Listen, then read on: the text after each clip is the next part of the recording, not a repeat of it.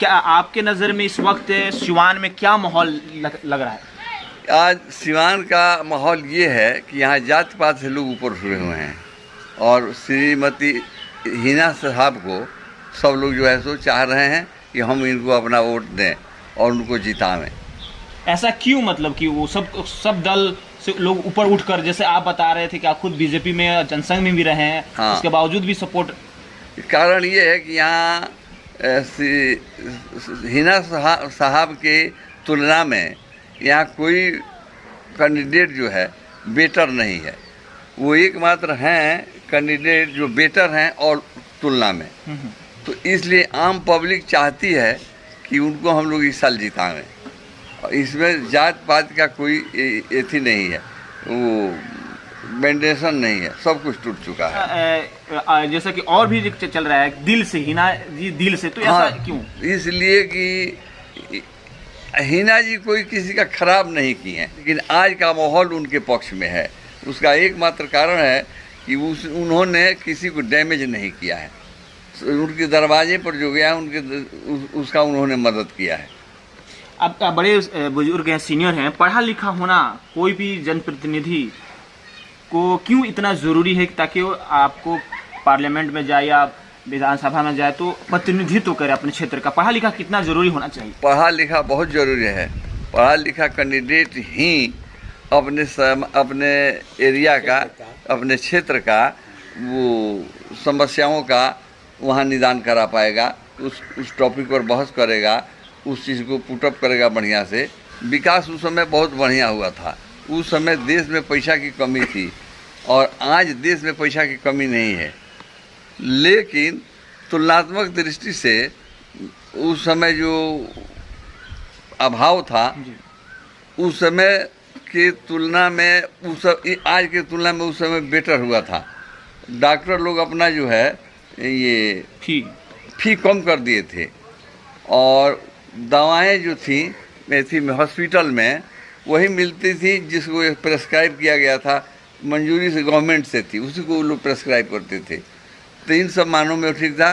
College में भी बहुत अच्छी तरीक़ा से लोग पढ़ाई करते थे और पढ़ाते थे शिक्षक लोग भी। लेकिन आप खुद जनसंघ से या बीजेपी से जुड़े हैं और उस तत्कालीन मतलब कि प्रधानमंत्री जैसे बताया जा रहा है कि शहाबुद्दीन साहब को विकास पुरुष का एक तरह से उन्हें पुरस्कृत किया गया। हाँ। तो क्या कहना चाहेंगे उस वक्त? आप खुद बीजेपी से रहे हैं। उस जमाने में उन्होंने यहाँ के एरिया में, अपने एरिया में काम अच्छा किया था, इसमें दो मत नहीं है। प्राइम मिनिस्टर उस वक्त तत्कालीन अटल बिहारी वाजपेयी के तौर पर, यानी पार्लियामेंट के में भी उनको विकास के तौर पर ज़्यादा राशि खर्च करने वाला माना गया था। तो कहीं ना कहीं उनका क्या लगता है, उनका विजन बड़ा था क्या? हाँ, विजन उनका अच्छा था जी। ओवरऑल आपको क्या लगता है कि सिवान में क्या चाहते हैं? अभी आप बड़े बुजुर्ग हैं, सीनियर हैं, अगर हिना साहब या कोई जीतता है तो क्या आप चाहते हैं एज ए सजेशन के तौर पर? क्या हमारा सजेशन यही है कि यहाँ की जनता की समस्याओं का निदान बड़े अच्छे ढंग से कराया जाए, इसको उठाया जाए और संसद में उठाया जाए बढ़िया से। यही तो हम चाहेंगे, जनता सुखी रहे, शिक्षा का अच्छा व्यवस्था किया जाए, मेडिकल फैसिलिटी मिले, यही तो चाहेगी जनता, दूसरा कुछ क्या चाहेगी। जैसे कि विकास के नाम, विकास के बात हम हो रहा था पूरा, मैं देख रहा हूँ बिहार में अलग बहुत सारे डिस्ट्रिक्ट्स हैं, जिला हैं, वो नगर निगम बन गया, लेकिन सिवान नहीं बन पाया। तो कहीं ना कहीं आपको एज ए सिवान निवासी होने के नाते आप लोग की तरह से कहीं मलाल भी होगा कि अगर खास नगर निगम बन जाते तो एक बड़ा शहर का शकल अख्तियार कर सकता है। हाँ, करता है, लेकिन ये जो है सो आपसी द्वेष और नेताओं की आपसी चाटुकारिता और वैमनस्य के कारण ये नहीं चढ़ पाया, ये थी कानूनी रूप नहीं ले सका। इसको होना चाहिए।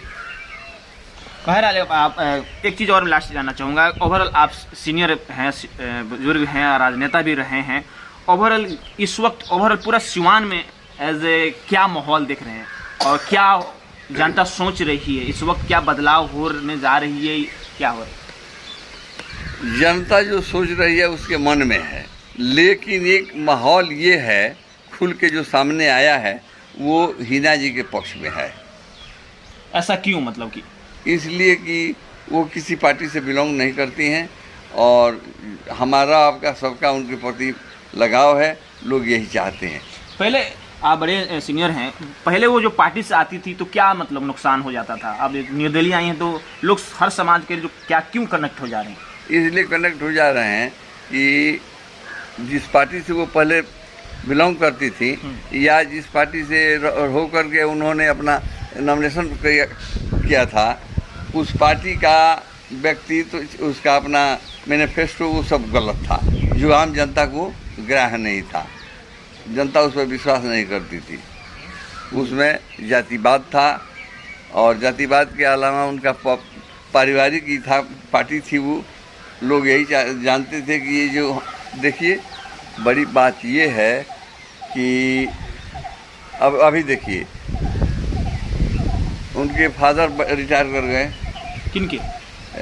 तेजस्वी जी के। तेजस्वी जी को बना दिया गया। उनका एक भाई हैं, उनको भी बना दिया, उन्हें को बना दिया गया। उनकी 2 बेटियां हैं, कौन वशिष्ठ हैं, हाँ। और एक तो रोहिणी आचार्य हैं। हाँ, रोहिणी आचार्य हैं। ये दोनों आदमी जो है, 4 आदमी अभी जो राजनीति में आए हैं। तो ये जो है पारिवारिक पार्टी का यही नचीना है, दूसरी क्या हो सकती है?